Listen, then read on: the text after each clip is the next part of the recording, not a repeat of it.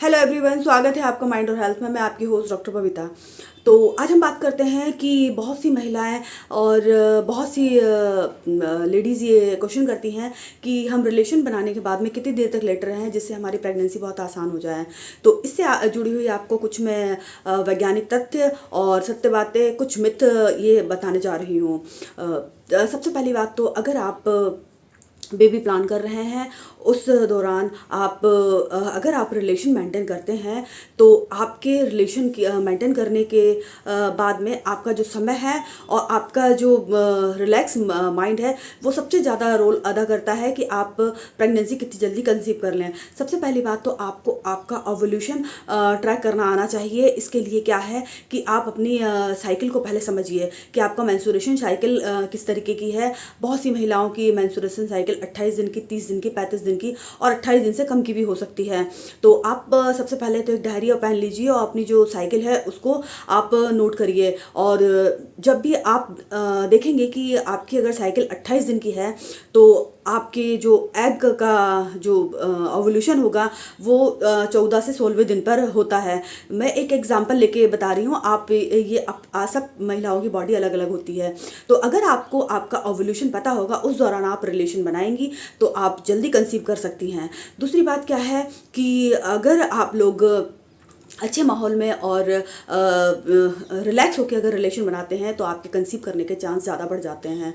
और सबसे पहले बड़ी बात तो ये है कि रिलेशन बनाने के बाद में आप 5-10 मिनट तक अगर लेटे रहें, मिशनरी कंडीशन में अगर लेटे रहें तो ये सबसे अच्छी कंडीशन होती है, क्योंकि स्पर्म की जो मोटिलिटी है और स्पीड है बहुत तेज़ होती है और वो तुरंत ही सर्विक्स की तरफ ऊपर चढ़ जाते हैं।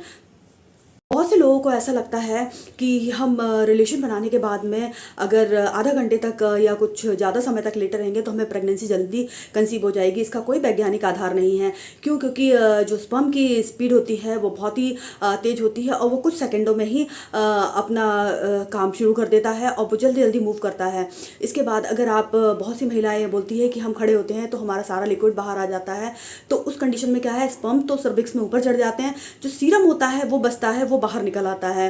तो इसमें कोई टेंशन वाली बात नहीं होती है। आप आराम से उठिए और जाके आप अपने वेजाइनल एरिया को साफ़ कर दीजिए, क्योंकि साफ़ सफाई भी बहुत आवश्यक है। अगर आप इस तरीके का साफ़ सफाई का कार्य करते हैं, सादे पानी से आप उसको धो लीजिए। अगर आप इस तरीके करती हैं तो आप जो एसटीडी डिसीज़ हैं उससे आप बच सकते हैं। इसमें क्या है कि आपको पीआईडी के इन्फेक्शन से वो होने की संभावना बहुत ही कम रहती है। और इसके बाद में अगर आप यूरिन पास कर देते हैं तो भी आपको इन्फेक्शन के चांस बहुत ही कम हो जाते हैं।